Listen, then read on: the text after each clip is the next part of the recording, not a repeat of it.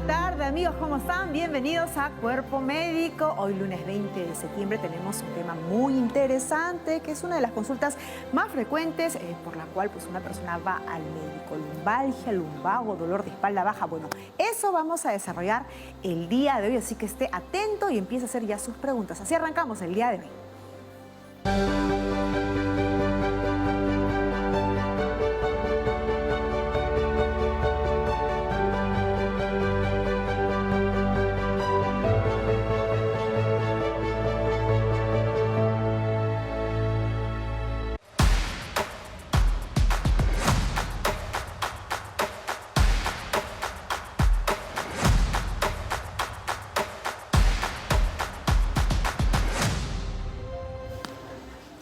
Muy bien, el día de hoy vamos a desarrollar el tema de la lumbalgia, así que usted puede ir ya listando sus consultas y las que vamos a pasárselas pues todas al especialista. Pero antes, ¿qué les parece si empezamos con la información nutricional? Porque Sara Busabá nos va a hablar hoy día de un alimento muy interesante que de repente por ahí usted le puede sonar muy novedoso o tal vez no. Hoy nos va a hablar del azúcar de coco, cuáles son sus beneficios y sus ventajas. Así que así arrancamos un momento de nutrición.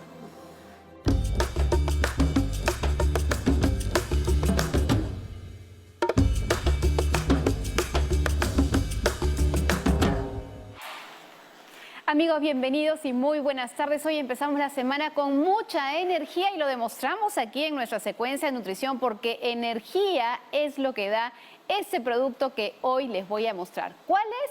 El azúcar de coco. Y para que ya lo vayan conociendo aquellas personas que no lo conocen, pues aquí se los muestro para que lo tengan. Y si se dan cuenta, es más que una cristalización, se parece como una suerte de polvillo oscurecido, parecido a la panela, parecida al azúcar rubia.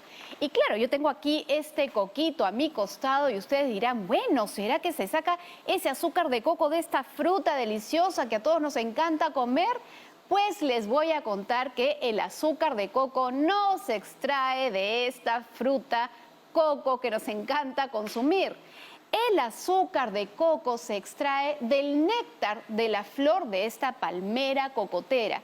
Y eso marca una gran diferencia porque el azúcar de coco en muchísimos lugares o puntos de venta siempre se le trata como un alimento bastante más saludable, totalmente diferente al azúcar de caña de azúcar que todos conocemos, que es el azúcar común que utilizamos en casa. Y en realidad, la composición, es decir, de qué está hecha este azúcar de coco, es exactamente igual al azúcar de caña. Ahora bien, ¿por qué es que a veces se dice que es más saludable? Porque muchas veces este azúcar de coco, que se extrae justamente del néctar, les voy a explicar un poquito cómo es que se prepara, se extrae justamente este néctar y este néctar se agarra a una olla y se va dando vuelta, vuelta, vuelta para evaporar el agua y quedarnos justamente con este concentrado de azúcar. Ahora, a diferencia del azúcar de caña, esta concentra 5% de minerales y tal vez simplemente ahí sería una diferencia superior, pero no es realmente significativa. Acá lo que ustedes tienen que tener en cuenta es que este azúcar de coco es tan constituido igualmente como el azúcar de caña.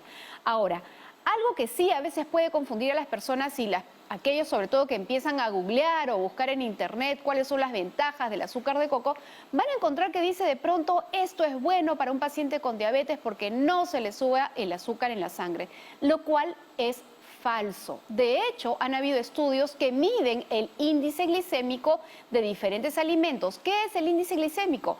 Es la velocidad con que este azúcar llega a nuestra sangre para ser utilizada. Como sabemos, en el paciente con diabetes, ese azúcar se queda mucho tiempo en su sangre, no tiene eficiencia para distribuirlo. Y la velocidad con que llega este azúcar en la sangre, algunos muestran que son de 36, mientras que otros hablan de 54 en velocidad. ¿Y cuánta velocidad tiene el azúcar común para llegar a la sangre?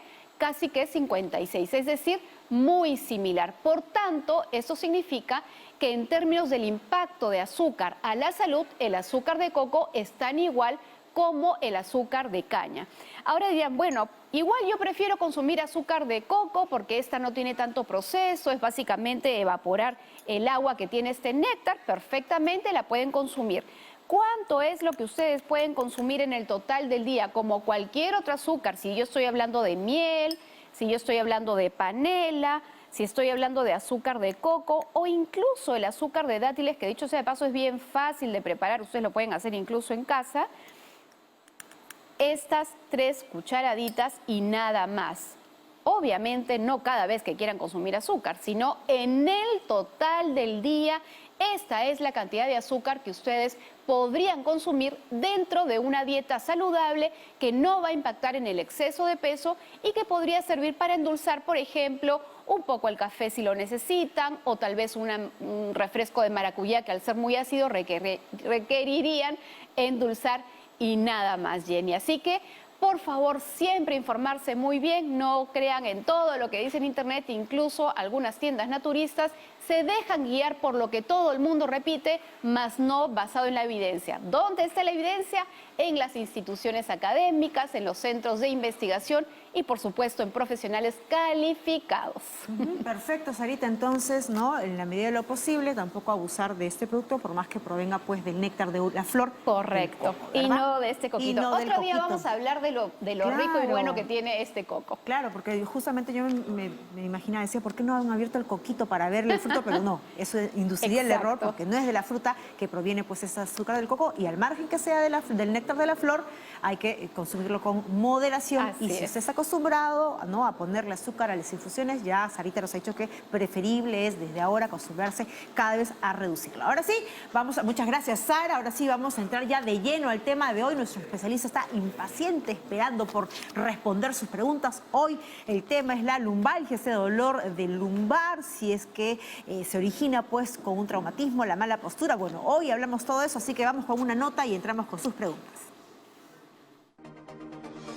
Los dolores de espalda suelen ser mucho más comunes en estos tiempos, ahora que pasamos más tiempo sentados frente a la computadora o incluso realizando más labores en casa. Sin embargo, un dolor de espalda frecuente y aguda debe ser revisado por un especialista, puesto que podría tratarse de una lumbalgia.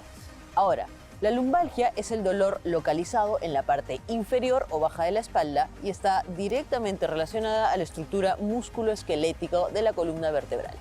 Estos dolores, que son bastante fuertes, se sienten en la parte inferior de la espalda, casi siempre después de haber realizado actividades o un movimiento repentino o luego de haber levantado algo bastante pesado. Por esta razón, es importantísimo conocer técnicas y formas para levantar peso de una manera adecuada y evitar estas lesiones. Finalmente, la lumbalgia puede manifestarse mediante cualquier combinación de los siguientes síntomas y preste atención. Dificultad para moverse, que puede ser lo suficientemente grave como para impedir que el paciente camine o se ponga de pie. También dolores fuertes en la parte superior de la pierna, que pasa por la ingle, la nalga o la parte superior del muslo, pero que rara vez llega debajo de la rodilla. Amigos de Cuerpo Médico, tengan en cuenta estas recomendaciones y esta información y evite automedicarse, y también no olvide que la prevención trae consigo salud. Gracias.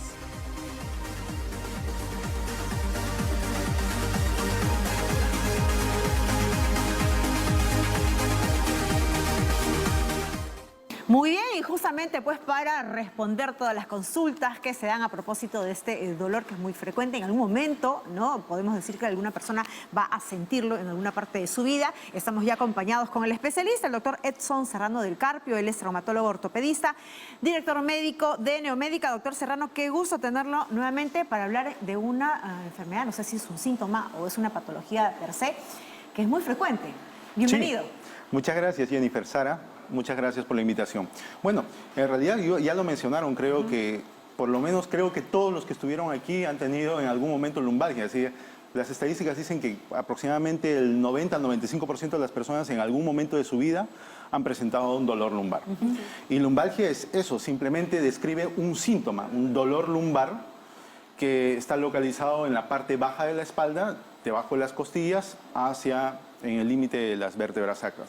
No habla de una enfermedad en sí. La lumbalgia puede ser responsable de muchas patologías y solamente es un síntoma. Es como la fiebre, pero puede estar detrás de la lumbalgia muchas cosas que hay que investigar de acuerdo al grupo etario, de acuerdo a la persona que la padece, ¿no? ¿Qué es lo que lo está causando en todo caso? Exacto. Tenemos ya una primera consulta, doctor. ¿Qué le parece? Nos vamos hasta Cercado. Esmeralda, gracias por llamar. Te escucha el doctor Serrano. ¿Cuál es tu pregunta?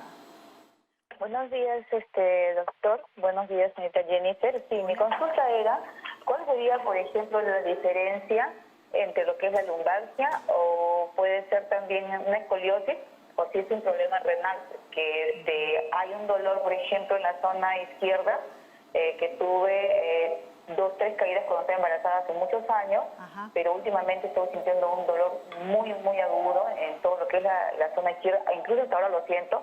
Pero en una ocasión me dijeron que supuestamente eran cálculos, después me dijeron que no, pero sé que tengo escoliosis. Ahora yo no sé si será cuál de los tres, o si son los tres. Entonces, esa es mi consulta y qué es lo que debería hacer, si es terapia física o alguna medicación recetada por un médico. Y bueno, básicamente esa sería mi consulta. Gracias. Perfecto. Muy bien. Es importante cuando una persona tiene lumbalgia establecer varias cosas, preguntar la edad del paciente, cuánto tiempo ya lo tiene, porque si es menos de 6 semanas, puede tratarse solamente con analgésicos, antiinflamatorios, reposo y terapia física. Pero si va más de 6 semanas hasta las 12 semanas o un poco más, ya es necesario pedir algunos estudios para poder determinar la causa de la lumbalgia. En realidad, la causa de la lumbalgia puede ser por muchas causas. Vamos a responder la pregunta de la paciente que nos llamó, pero vamos explicando un poquito más. La causa de la lumbalgia puede ser debido principalmente a malas posturas. ¿Qué quiere decir? Que las personas tienen contractura muscular por malas posturas adquiridas en el momento en que se sientan, ahora que están mucho en teletrabajo y esas cosas, los músculos se contracturan y eso produce dolor. Y esa es la causa más frecuente. La segunda causa más frecuente es los problemas con los discos intervertebrales. El disco intervertebral es esta estructura que está entre vértebra y vértebra. Las almohaditas, ¿no? Estas almohaditas que tienen el borde, que es un poco más duro y fibroso, y el centro, que en esta maqueta se representa en color rojo, que es un poco más blando, que se llama núcleo. Este núcleo a veces sale por el borde, que es el anillo fibroso, porque con la edad este anillo fibroso se va deshidratando y se va resquebrajando. Es como si fuera un caucho que se reseca y se abre por un costado, y cuando se abre se forma una hernia, lo que ven ustedes aquí, ¿no? Lo pisa, lo muerde. Exacto, ¿no? Sale la hernia y cuando sale la hernia empieza a comprimir los nervios que van hacia los miembros inferiores. Por eso que muchas veces la lumbalgia se acompaña de síntomas de adormecimiento, calambre o disminución de fuerza en los miembros inferiores, porque comprime los nervios que van hacia los miembros inferiores. Y en este caso ya no solamente se trata de una lumbalgia, sino se trata de una lumbociática. Y esos síntomas que van hacia la pierna. Respondiendo a la pregunta de ella, si la escoliosis da lumbalgia o no. En muy pocas ocasiones la escoliosis es la responsable de los dolores lumbares. Generalmente es debido a contracturas musculares o problemas en los discos. Por sí sola la escoliosis generalmente no causa dolor. Puede causar una deformidad de la columna, pero no siempre es la responsable del dolor, primero. Lo segundo, si es que tú sospechas que puedas tener un cálculo renal, los cálculos renales vienen acompañados de otros síntomas. Por ejemplo, la orina puede estar teñida de sangre o tendrías un poco de dolor al momento de miccionar. Entonces, puede estar relacionado con los riñones, pero cuando se trata de la lumbalgia, generalmente es cuando cambiamos de posición. El dolor puede aumentar cuando se trata de una lumbalgia que necesita de especialidad de traumatología o cirugía de columna, es cuando el dolor aumenta cuando está sentado, o aumenta cuando uno está parado, cuando está en movimiento, o cuando se pone en una posición específica, aumenta. En ese caso, sí es necesario ser revisado por un especialista. ¿Con qué especialista tiene que acudir Esmeralda? Inicialmente con un traumatólogo para que determine qué tipo de lumbalgia tiene, ¿no? Y ver si la escoliosis es la que le está causando el dolor o no. Vamos a seguir, doctor, sí, con varias consultas. Gracias, Genoveva, por habernos esperado para tu consulta. ¿Cuál sería?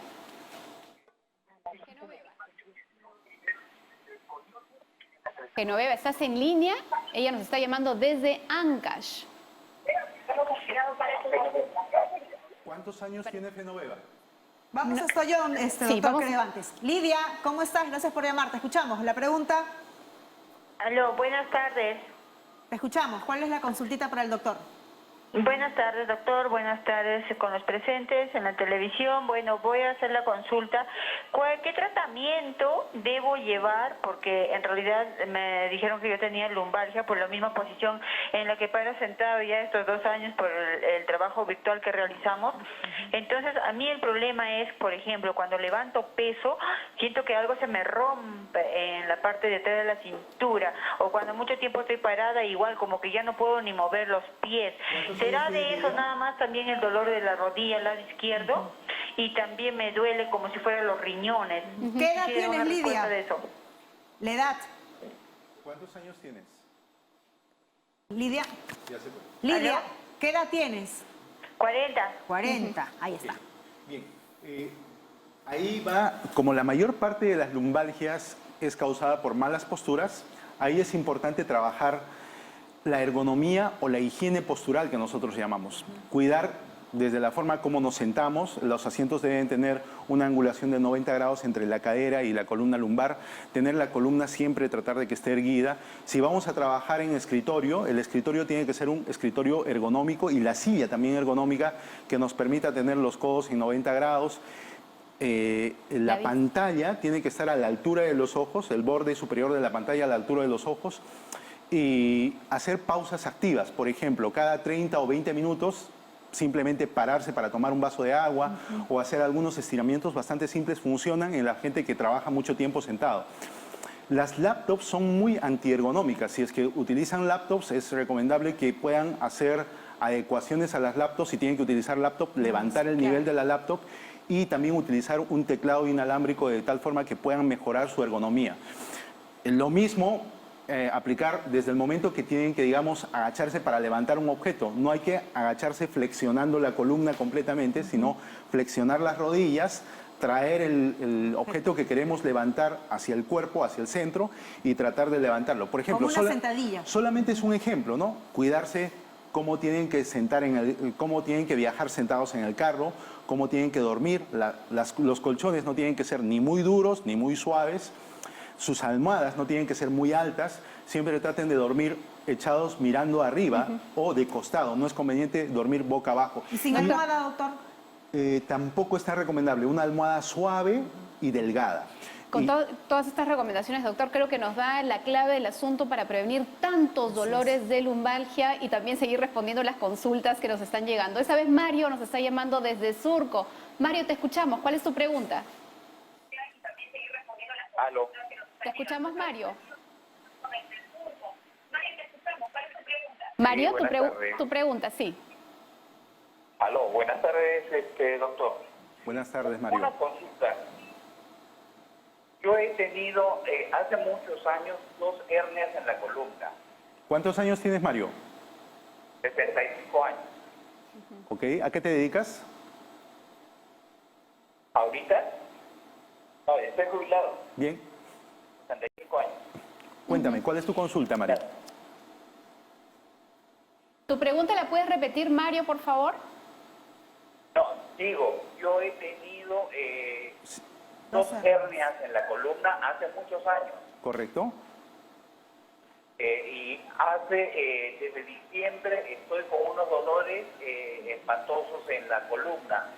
Cada vez que cargo peso o algo, alguna postura que no es la correcta, me vienen como unos impones en la columna. Perfecto. Bien, Mario, ha quedado Mira. claro. Y perdón, doctor, simplemente pedirles por favor a todos ustedes televidentes que bajen el volumen de su televisor cuando nos hacen una consulta, porque si no, no podemos escucharlos bien. Ahora sí, doctor. Bien, Mario, es muy importante lo que has mencionado, el antecedente de las 12 hernias. Al tener el antecedente de las hernias, de todas maneras tienes que acudir a un especialista, te va a hacer algunas preguntas, te va a examinar y probablemente te pida una resonancia. Con la resonancia es el único estudio que nos permite evaluar adecuadamente los discos intervertebrales y ver cómo están esas hernias. Si has tenido hernias y no han sido tratadas quirúrgicamente, probablemente las hernias han desinflamado, pero están ahí y están haciendo... Probablemente a tu edad ya conviene hablar de otra causa de problemas ahí, a esa edad, que se llama el canal lumbar estrecho. ¿Qué significa? Tú has tenido una hernia a este nivel y esa hernia ha quedado fibrosada y las articulaciones entre vértebra y vértebra también aumenta el volumen y van a disminuir el calibre del canal por donde pasa la médula espinal. Al disminuir el calibre de este canal, obviamente que todas las estructuras que pasan a este nivel, ya sea la médula espinal y los nervios que van por los costados por las foráminas, se van a ver aplastados. Entonces, tú probablemente estés haciendo un canal lumbar estrecho. Cuando las personas tienen canal lumbar estrecho, no pueden caminar por distancias prolongadas. Se llama claudicación intermitente neurogénica. Es cuando un paciente camina una cuadra, se tiene que sentar o parar por un momento y tiene que volver, se sienta un momento y puede volver a caminar. ¿Por qué? Porque tiene una obstrucción del canal medular y eso está causando esos síntomas. Entonces, es necesario que visites un especialista, probablemente te va a hacer unos estudios y de acuerdo al nivel de obstrucción te van a indicar si el tratamiento va a ser terapia física, que es la mayor parte de los casos, y en algunas ocasiones pueden ayudar para aliviar el dolor unas inyecciones que se llaman inyecciones epidurales, que el anestesiólogo coloca a nivel del espacio epidural para disminuir el dolor. Y en muchas ocasiones, si es que la obstrucción y es muy grande, podría necesitar un tratamiento quirúrgico. Perfecto, quedó clarísimo. Vamos con otra consulta hasta antes. José, gracias por llamar. ¿Cuál es tu pregunta? Doctor, buenas. Yo he ido al hospital 3 veces y el problema mío es que cada vez que me agacho me quedo prácticamente doblado. Y varias veces me han puesto tramadol y eso es por un rato que me pasa y después, pero me dijeron que tenía lumbalgia y aparte tenía hernia. De la noche a la mañana me apareció hernia en la parte de mi estómago, como 2 bolitas, y atrás también me salió como 2 bolitas. ¿Qué debo de hacer o qué puedo tomar o qué terapia ¿Qué edad puedo tienes, José? hacer? 50. 50. Bien, José. Me da pie esto a explicar, respondiendo a José, sobre si es que ya tienes un antecedente de hernia, ya hemos mencionado que necesitas una evaluación especializada y probablemente es necesario hacerte una nueva resonancia. Y esto me da pie a comentar, para poder responder de repente muchas preguntas de los televidentes, los posibles tratamientos. El tratamiento más frecuente es higiene postural, mejorar sus posturas, cómo hacen sus actividades diarias, y eso lo pueden encontrar incluso en internet. Busquen higiene postural de columna y ahí van a encontrar mucha información, incluso información gráfica. 1. 2. El otro tratamiento son analgésicos antiinflamatorios, lo que le han dado a este paciente, y eso le va a calmar momentáneamente. Pero si ya tiene un problema de fondo, que es una hernia o un canal lumbar estrecho, podría necesitar este paciente algunos tratamientos mínimamente invasivos, como las inyecciones epidurales o inyecciones a nivel de las articulaciones, porque también las articulaciones entre vértebra y vértebra se van desgastando. Entonces se pueden hacer inyecciones guiadas con unos aparatos que se llaman arco en C en sala de operaciones, para poder colocar antiinflamatorios exactamente en la zona donde está desgastada la articulación. Si es que con los tratamientos mínimamente invasivos no calma, y asociados a terapia física no calman, ya tiene que ser evaluado por el especialista para determinar si es que este paciente va a necesitar o no algún tratamiento más invasivo, que podría ser un tratamiento quirúrgico de retirar la hernia. Y en algunas ocasiones, incluso cuando se retiran las hernias y son a varios niveles, la columna no se desestabiliza, es decir, no tiene la misma estabilidad y podría ser necesario tratamientos de estabilización con unas barras de titanio. Perfecto, doctor. Ahorita, ¿qué les parece? Hacemos una pausa rapidísimo, regresamos para seguir respondiendo más preguntas. Hoy estamos aprendiendo sobre la lumbalgia, no se la pierdan.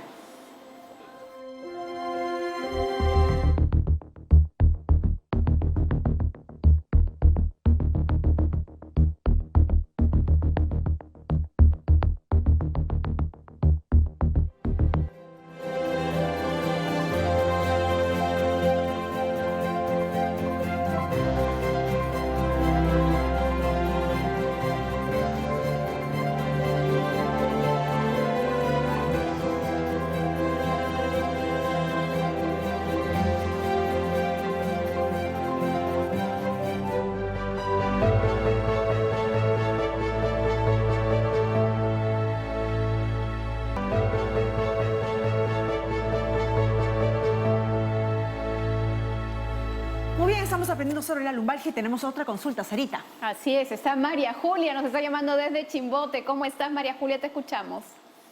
Buenas tardes, señorita. Buenas tardes, doctor. Bienvenida. ¿Tu consulta? Señorita, bueno, doctor, ¿sabes qué cosa? Tengo una consulta. Yo tengo lumbalgia, pero ya lo tengo buen tiempo. ¿Cuántos años tienes, María Julia? 55 tengo. Ok. Ahorita, doctor, mucho me duele la espalda, me empezó desde anteayer con un dolor de espalda. Esto de la lumbalgia ya no tengo buen tiempo, doctor, porque yo llevo trabajando ya desde la edad de 12 años, que yo siempre lavaba ropa a mano, y usted sabe, para lavar a mano, uno siempre se tiene que los brazos agachar y vuelta a subir escaleras, subir la ropa, tender hasta subir escaleras. Y desde ese tiempo estoy con dolor de columna. María Julia, tú quieres saber qué podrías hacer en todo caso para minorar ese dolor, ¿verdad? Claro, doctor. Perfecto. Vamos a pasarle rápidamente al doctor qué orientación puede dar. Lo primero es que vaya donde un especialista para que le pueda indicar los analgésicos antiinflamatorios más adecuados para que le alivien momentáneamente el dolor. Y esto también me da pie a explicar un poquito el síndrome facetario. ¿Qué significa? Que es la artrosis entre vértebra y vértebra. Y esa artrosis es más frecuente en personas que tienen un trabajo manual o que tienen que desarrollan mucha fuerza y están permanentemente moviendo la columna. Entonces, para la artrosis facetaria hay un tratamiento que les alivia el dolor rápidamente, que se llama un bloqueo facetario, que son unas inyecciones que se hacen en sala de operaciones guiadas con fluoroscopía y que se asocia a terapia física. Lo que te recomiendo es que vayas donde un especialista donde te indique analgésicos y vea si es que es necesario alguna otra cosa más después de hacerte algunos estudios ¿El especialista es un neurólogo, es un neurocirujano? De primera intención, los traumatólogos pueden ver este problema y hay traumatólogos especializados en cirugía de columna y hay neurocirujanos especializados en cirugía de columna. Correcto. Doctor, no nos queda más tiempo, por favor, y para ir cerrando recomendaciones puntuales, nos comprometemos a hacer una segunda o tercera edición de ese tema. Lo que habíamos conversado previamente, ¿no? La causa más frecuente de lumbalgia son malas posturas. La higiene postural es muy importante, cómo hacer sus actividades cotidianas día a día. La segunda causa son los problemas en los discos, las discopatías, y las otras causas son causas más raras que de repente tratamos en otra oportunidad.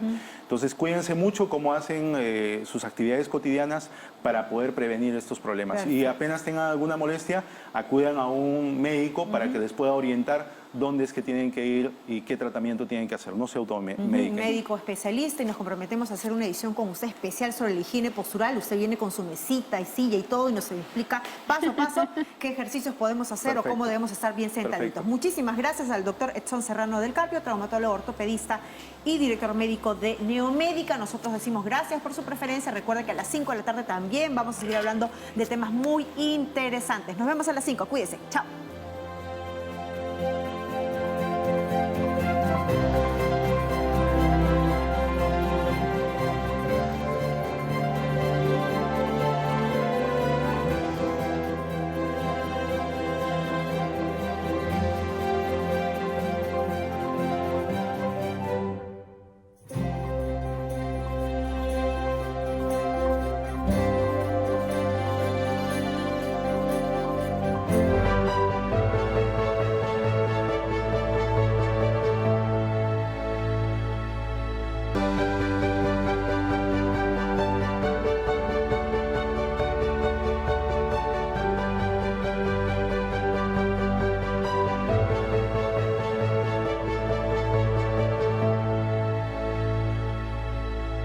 Amigos, ¿cómo están? Bienvenidos a esta segunda edición diaria de Cuerpo Médico. Soy Jennifer Cerecida y les doy la bienvenida como todos los días. Y les digo que es un gusto aprender con ustedes sobre cómo cuidar nuestra salud y también sobre afecciones o malestares que suele ocurrirnos muchas veces y que de repente por ahí no sabemos el origen y también cómo prevenirlo. Hoy vamos a hablar de una dolencia muy común. Estoy segura que a usted que nos está viendo en casa en algún momento se ha levantado con un terrible dolor de cuello que no le permite incluso moverlo. Bueno, hoy vamos a hablar de la tortícolis en un momento con el especialista.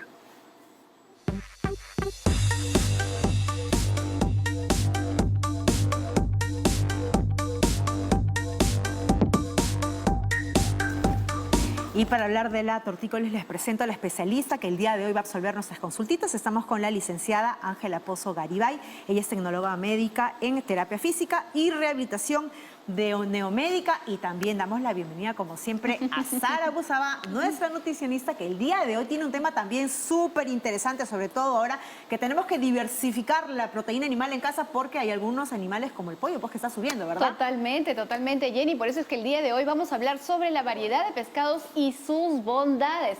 Hay diferencias que tal vez no las conoces, así que hoy en Cuerpo Médico las vas a aprender. Ahí está, incluso hay muchos pescaditos que de repente por ahí uno no le sonaba mucho, pero ahora con la abundancia que tiene nuestro privilegiado mar, podemos hacer uso y consumo de ellos. Vamos a entrar con la tortícolis, como está el licenciada Ángela Pozo. Bienvenida a Cuerpo Médico. Es un gusto tenerla y también es un dolor muy frecuente, ¿verdad? La tortícolis. ¿Cómo está? Sí, buenas tardes, Jennifer, buenas tardes. Muy agradecida por la invitación.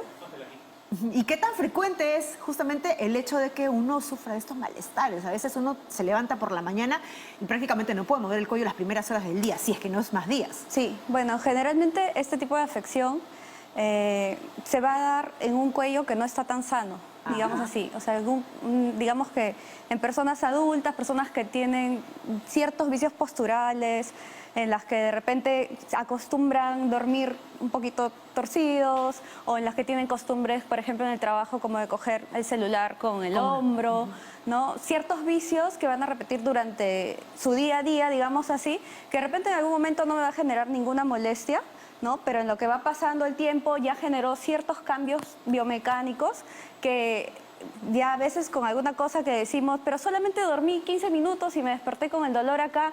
Entonces, de repente pensamos que es algo que no justifica la molestia, pero ya es algo que se ha venido generando durante el tiempo, ¿no? Claro. ¿Y el dolor por qué ocurre? ¿Es algo que se está inflamando o qué es lo que está ocurriendo ahí en nuestro... ¿Es el cuello, es el hombro? ¿Dónde es que se lesiona o se afecta? Bueno, digamos que más frecuentemente el músculo que se ve afectado es el esternocleidomastoideo, que va a ser el músculo del cuello, que va a llegar, o va a empezar, digamos, en esta zona de acá, que es el esternón, la clavícula, va a cruzar y va a llegar hacia la zona del occipital, que es esta zona del cuello, ¿no? Final, inicial, digamos, del cuello. Y este músculo, precisamente su acción, si voy a hablar de un solo lado, es inclinar, ¿no? Y rotar la cabeza hacia el lado contrario, digamos si hablo de este lado, que generalmente es el movimiento más común que tiene la tortícolis, ¿no? Que es esto de acá, ¿no? Bueno, ese es el músculo, digamos, más afectado. Y como ¿no? usted dice, puede ser en un minutito, en una cabeceadita que uno está de repente viendo la televisión, se queda dormido y está estudiando y apoya el hombro, el cuello. Vamos rápidamente, ¿qué le parece una consulta? Porque ya está entrando una desde San Juan del Urigancho. Cristina, gracias por llamarte. Escucha la especialista. Buenas tardes, señorita. Hola, te escuchamos. ¿Cuál es la pregunta? Sí, la pregunta es, mi cuello está siempre un poco rígido a la altura del occipital, ¿no? Siempre está rígido y cuando inclino la cabeza para ambos lados, mi hueso suena como canchita. Y me da miedo, digo, de repente algo estará desubicado. ¿Qué edad tienes, Cristina? ¿Qué edad tienes? 68 años. ¿Y te causa dolor ese sonido, ese crujir? Sí, el dolor siempre está perenne, especialmente en mi lado izquierdo. Vamos a ver qué cosa te dice el especialista. Claro. Gracias.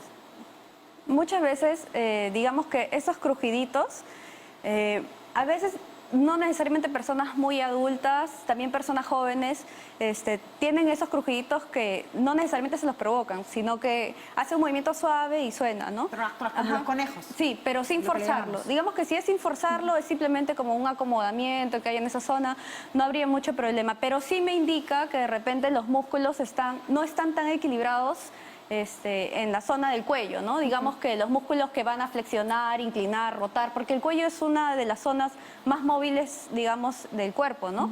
Que tiene muchos movimientos, entonces tiene que haber mucha coordinación dentro de los mismos músculos para que el movimiento sea, digamos, ligero, ¿no? Entonces, esos crujiditos, digamos que no son tan malos, si son así como que suaves, pero sin forzarlos.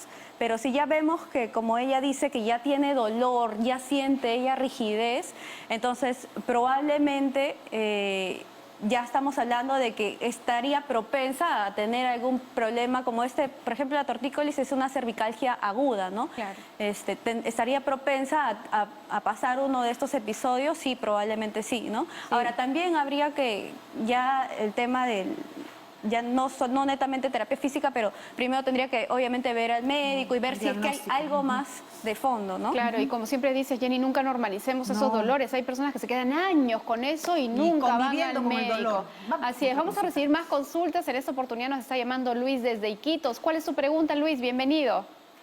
Buenas tardes con todos. Hola. Quisiera saber qué causa la tortícolis y cómo se trata. Claro que sí. ¿Cuál es la causa y cómo la tratamos? Claro, la causa principal va a ser, digamos que la tensión, el estrés, ¿no? Entonces, el acúmulo de tensión en esta zona muscular, que digamos durante un tiempo, siempre nuestro cuerpo va a empezar como a compensar, ¿no?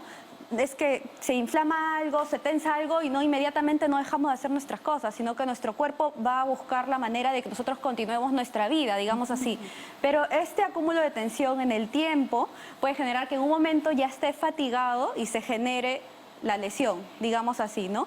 Claro, y por eso es que a veces cuando uno tiene dolor de cuello dice, ay, estás tenso, y ahí viene pues la abuelita, la mano hermanita, generosa la de alguien que tía, quiere y aliviar ahí dale peores. que dale sacando eso. ¿Eso es bueno? Sí, bueno, digamos que siempre va a ser mejor que lo vea un especialista, que haga una evaluación adecuada, porque a veces es como que ya estamos como que pendiendo de un hilo y alguien viene y moviliza algo que de repente era lo que me sostenía o me mantenía hasta ese momento y desencadena de manera brusca, ¿no? Claro. Entonces, de repente, con el especialista lo que se busca es ir trabajando poco a poco, de tal manera que el cuerpo reciba, pero no reaccione a la defensiva. Por más bien intencionada que pueda ser, ¿no? La persona que venga a darnos esa mano generosa Total. para aliviar el dolor. Una consulta. ¿A partir de cuándo uno tiene que ir al especialista por la tortícolis? O así como vino sola, ¿se puede ir sola?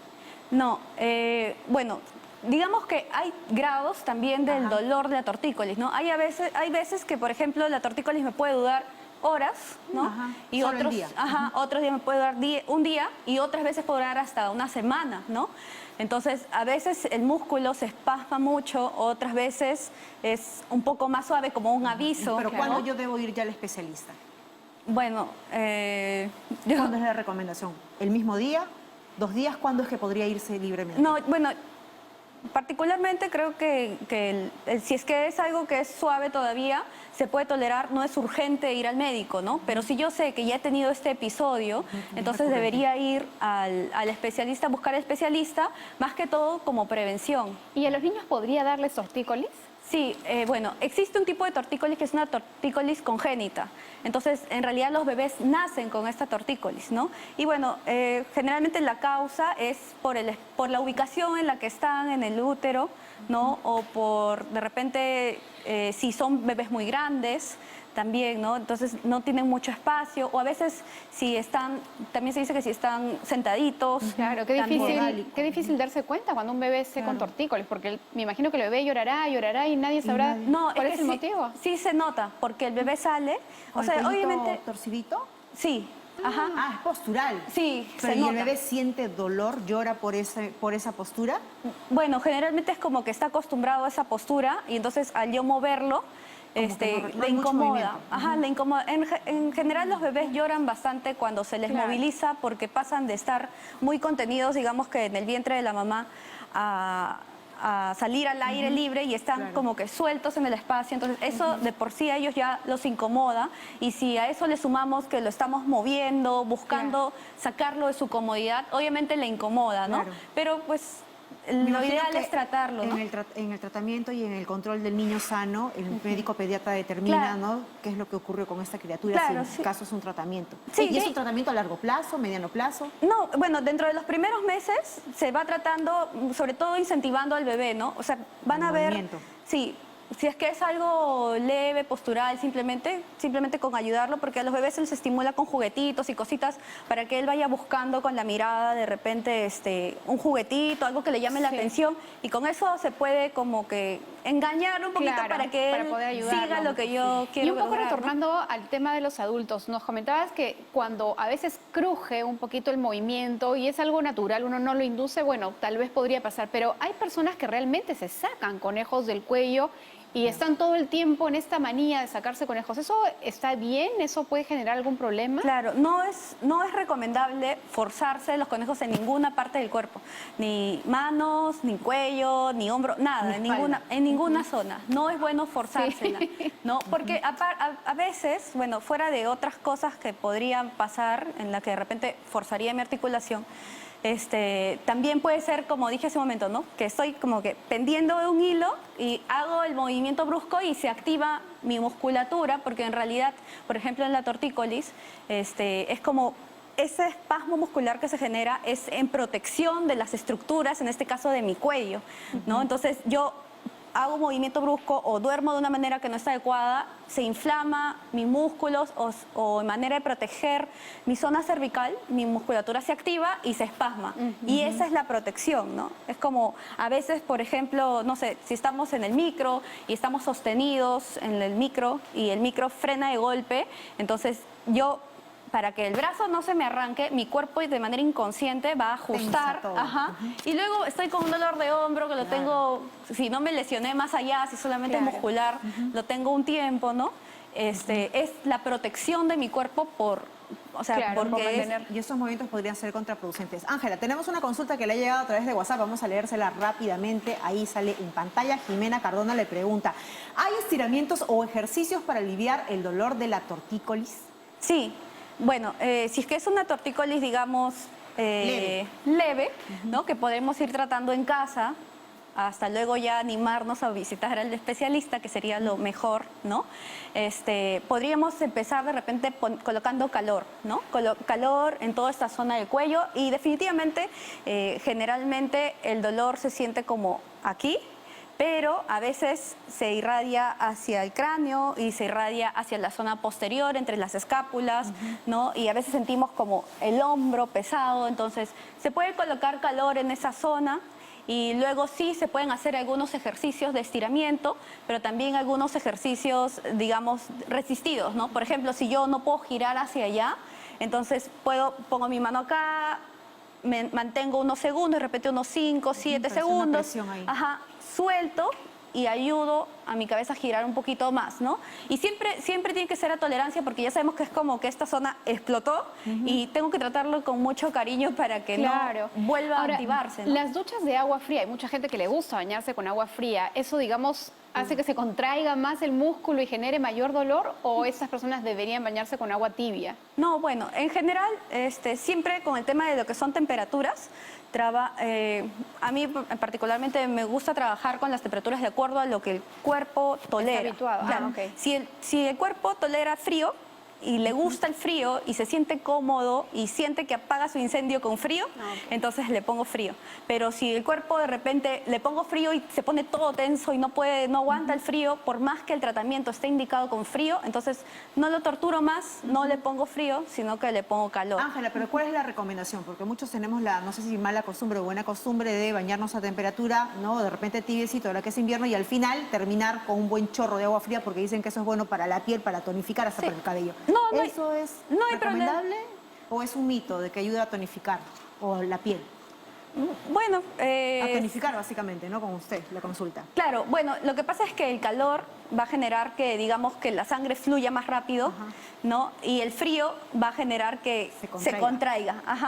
Entonces, nosotros incluso dentro de las terapias utilizamos el contraste, que es calor y frío. Entonces, definitivamente no es algo tan relevante. Aparte que en las terapias trabajamos con frío, con presas calientes, húmedas calientes y con presas frías que son hielo, ¿no? Y en un baño no... Claro, digamos que la exposición no es tanta como para generar algún cambio. Por las puras uno grita al final de la noche, entonces, por las puras. O sea, lo que sí, uno después de bañarse con calor y al ponerse el frío, luego de ese frío que yo siento, mi cuerpo otra vez genera calor, porque siempre va a buscar como que temperarse. No está mal y bueno, sí es un buen tip para activarse, digamos así. Y dicen que es bueno para la piel. Esperemos que al menos por eso. ¿Y hay alguna forma correcta de colocar la almohada o de elegir la almohada para poder ayudarnos a esta tortícolis? Claro. Algo que hay que tener mucho en cuenta, hay muchas personas que les gusta dormir con muchas almohadas y lo peor es que colocan la almohada justo, o sea, para la cabeza nada más. Entonces la almohada no tiene que ser muy alta y tiene que abarcar más o menos como que desde la altura del hombro, y abarcar toda la zona superior. O ¿Por sea, no qué? solamente desde la cabecita. No. O sea, desde acá para acá. Un poquito más abajo, sí. ¿Por qué? Porque si no, yo estoy echada, entonces yo estoy echada y mi almohada me levanta la cabeza y estoy todo el tiempo con la cabeza flexionada hacia adelante, ¿no? Entonces eso, obviamente duermo regular cantidad de horas. Tampoco jamás boca abajo, boca al costado, ni el otro lado. Claro, ahora hay gente que le gusta dormir boca abajo. Entonces, de repente, si yo duermo boca abajo, puedo poner almohadas bajo el pecho hasta esta altura, un par de almohadas, ya elevo el cuello y ya no lo tuerzo tanto, sino un poquito menos. Vamos a recibir más consultas. María Luisa nos está llamando desde el Callao. ¿Cómo estás, María Luisa? Ucayali. De Ucayali, perdón. ¿Cómo estás, María Luisa? Y un saludo de paso a toda la gente en Ucayali que nos está viendo. Cuéntame, ¿tú cuál es tu pregunta? Buenas tardes a todos del Cuerpo Médico. Hola. ¿Ya? ¿Aló? Sí, te escuchamos. Sí, buenas tardes y muchas gracias. Bueno, el uso constante ya del trabajo que tengo con la computadora puede afectar también a ese problema, ¿no?, de la tortícolis, porque la mayor parte de mi tiempo paro la computadora con el trabajo y aparte los cursos también que desarrollo ahí. Entonces me gustaría saber si me pueden orientar en ese tema. Muchas gracias. Perfecto. Claro, no solamente en las tortícolis, porque la tortícolis digamos que es un tipo de cervicalia, ¿no? Una forma del dolor de cuello que es inclinado, rotado, ¿no? Pero en general, este tipo de posturas, por ejemplo, hay que ver bien cómo me estoy sentando a trabajar, ¿no? Si de repente los codos están bien apoyados, si no tengo los hombros elevados de esta forma mientras estoy trabajando, si los codos no están colgando, ¿no? Si la altura de mi pantalla es adecuada o estoy aquí de repente, o si no está muy abajo, ¿no? Entonces siempre buscar primero empezar al menos de una postura cómoda, lo más ergonómica posible, ¿no?, para que mis músculos no se mantengan trabajando en exceso, porque de hecho van a mantenerse trabajando porque aparte de la tarea física de mantenerme en una postura, hay una tarea, digamos, mental en la que estoy concentrado y también me canso, ¿no? Una higiene postural. Estamos en DEVE, justamente en un programa que tenemos que realizar al respecto. Por favor, ¿qué últimas recomendaciones nos da a todos a propósito de la tortícolis? Claro. Bueno, para evitar cualquier tipo de cervicalgias y en especial, bueno, en este caso las tortícolis, siempre digamos que no vamos a caer en este tipo de molestias o de repente van a ser menos frecuentes siempre y cuando yo tenga una buena higiene postural y pueda estirar, haga mis estiramientos, mantenga la flexibilidad. Si yo tengo un cuerpo flexible, mi cuerpo va a ser menos propenso a dañarse. Y no, que digamos, en el que mis fuerzas estén equilibradas, ni tan elástico, ni tan flexible, ni tan rígido, ¿no? Entonces, hacer actividad física, hacer estiramientos, tomar bastante líquido, dormir las horas adecuadas, cuidar mi higiene al dormir, al hacer mis actividades, son parte de las recomendaciones que se pueden dar para este tipo de molestias. Ahí está todo el paquete completo. Muchísimas gracias. Hemos estado conversando con la licenciada Ángela Pozo Garibay, tecnóloga médica en terapia física y rehabilitación en neomédica. Muchísimas gracias. Vamos a seguir hablando de estos temas también. Ahora sí, hacemos una pausa y regresamos con Sara Busada porque nos va a hablar de un tema muy interesante. Sarita. Así es, hoy día vamos a conocer algunas variedades de pescado y sus bondades, lápiz y papel, porque hay datos interesantes. Ahí está, ya regresamos.